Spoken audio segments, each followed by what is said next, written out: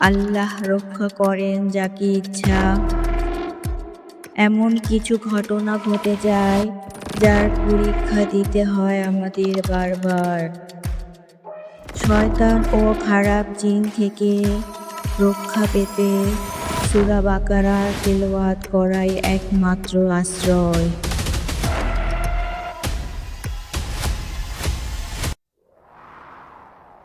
রাত তখন ৩টা ১৭ মিনিট। চারদিক নিস্তব্ধ, কিন্তু হঠাৎ মসজিদের মাইকে ভেসে এলো এক অচেনা আওয়াজ। কেউ যেন কাঁদছে মিনারের মাথায় দাঁড়িয়ে। আর যখন ইমাম সাহেব ছাদে উঠলেন, তখন তিনি যা দেখলেন তা আর ৩২ বছরের ইমামি জীবনে কল্পনাও করেননি। একটা কালো ছায়া তাকিয়েছিল তার চোখের দিকে, আর তারপর তিনি আর কিছু মনে করতে পারেন না।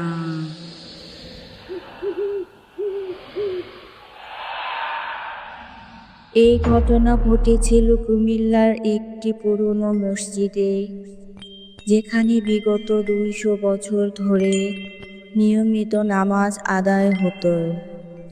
গ্রামের মানুষজন বলতেন এই মসজিদের মিনারে নাকি প্রতি শুক্রবার রাত ৩টার দিকে এক ছায়া দাঁড়িয়ে থাকে। কেউ দেখে না স্পষ্ট, কিন্তু কুয়াশার ভেতর সে তাকিয়ে থাকে মসজিদের ভেতরে। ইমাম সাহেব সাহসী মানুষ ছিলেন, তিনি এসব গুজবে বিশ্বাস করতেন না। কিন্তু এক রাতে মসজিদের ভেতরের লাইট হঠাৎ নিভে যায়। তিনি ভাবলেন হয়তো ফিউজ গেছে। সিঁড়ি বেয়ে উঠলেন ছাদে।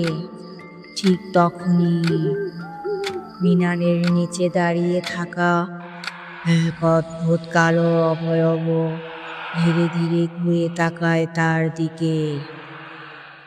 ২ চোখ লাল, পুরো শরীর কালো ধোঁয়ার মতো। এবং তখনই ইমাম সাহেবের পা পিছলে সিঁড়ি থেকে পড়ে যান। পরে গ্রামের লোকজন অজ্ঞান অবস্থায় তাকে উদ্ধার করে। কিন্তু সবচেয়ে ভয়ঙ্কর ব্যাপার হলো, যখন তাকে জিজ্ঞেস করা হয় সে রাতে কি দেখেছিলেন, তিনি শুধু বললেন, আমি জানি না কি ছিল সেটা, কিন্তু ওর চোখ ছিল আমার হৃদয়ের ভেতর পর্যন্ত পৌঁছে যাওয়ার মতো।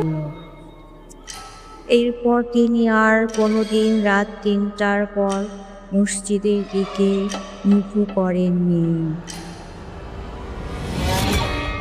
আজও কেউ রাত ৩টার সময় মিনারের দিকে তাকালে দেখে একটা ছায়া কাঁদছে। আর কেউ সাহস করে যদি ছাদে উঠে, সে আর জীবনে আগের মতো থাকে না।